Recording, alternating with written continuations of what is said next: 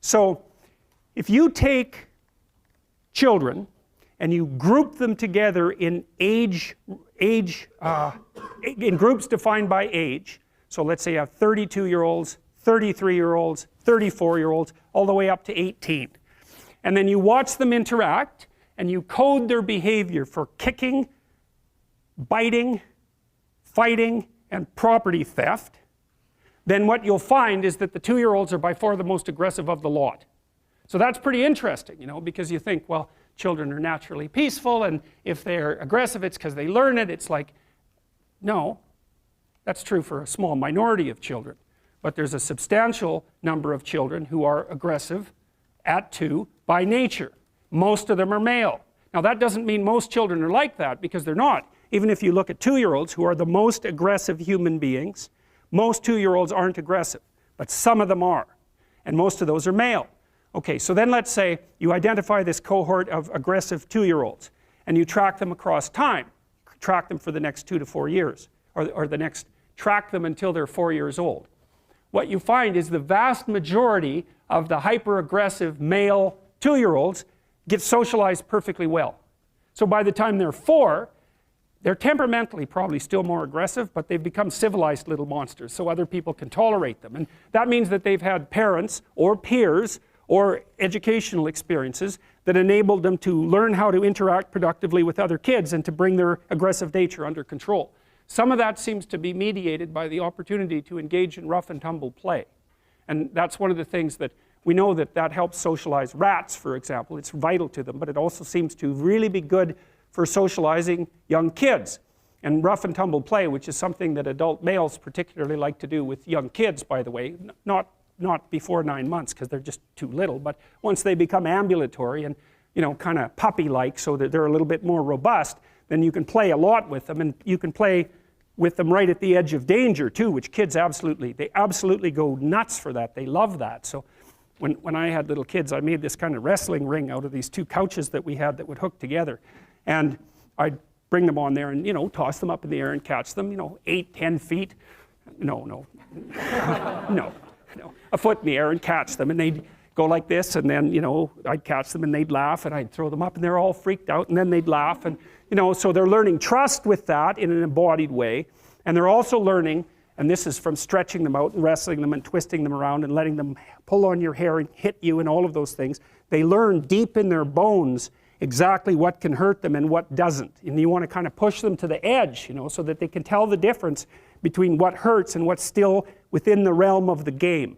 And you do the same thing when they're wrestling with you. So they learn not to, you know, awkwardly stick their thumb in your eye or do things that are actually painful, like grab your lip and pull it. You know, it's like, no, you let go of my lip, you know. And so that seems to help regulate the aggressive impulses and help the child find a more appropriate embodiment. You could think that what you're doing in some sense when you're rough and tumble playing with kids is teaching them how to dance, because that is what you're doing. You know, you're making them comfortable in their bodies in all of its extension, and building in that kind of body fluency that you see in people who are well situated inside themselves. And so that's something to really think about, you know, and it's appalling. We know that the ability to engage in rough and tumble play among rats inhibits aggression, impulsive aggression among rats. We also know that if you deprive rats of the opportunity to engage in rough and tumble play, they show prefrontal cortical developmental deficits and manifest behaviors that are akin to attention deficit disorder, which you can then treat with Ritalin. And so one of the things that's happening with boys, because they're way more dosed with attention deficit disorder medication than girls, is that their natural proclivity to engage in robust and troublesome active play isn't appropriate for a school environment where you're just supposed to sit down and shut up, and so the kids get hyperactive. And instead of letting them out to run around until they fall over half exhausted, which is exactly what you should do, you know, you medicate them so that their exploratory systems, which are the activity of which is facilitated by the dopaminergic agonist, that's the ADHD medication, suppresses the play function. It's absolutely appalling. There's no excuse for it. You know, but it's a good indictment of the education system, because why in the world would you take 6-year-old kids and get them to sit without moving for 5 hours? Unless you want them to grow up fat and stupid, why in the world would you train them to do that? Well, it's easier. That's one thing. You know, and when they're sitting there, there's nothing disruptive about the rough and tumble play, and that can be quite, you know, play can be quite disruptive.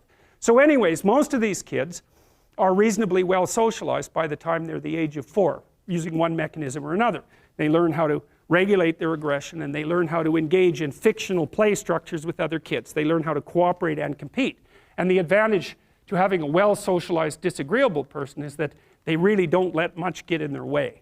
So if you can get a kid who's disagreeable socialized, that person can be quite the creature, you know, because they're very forward moving in their nature and very difficult to stop.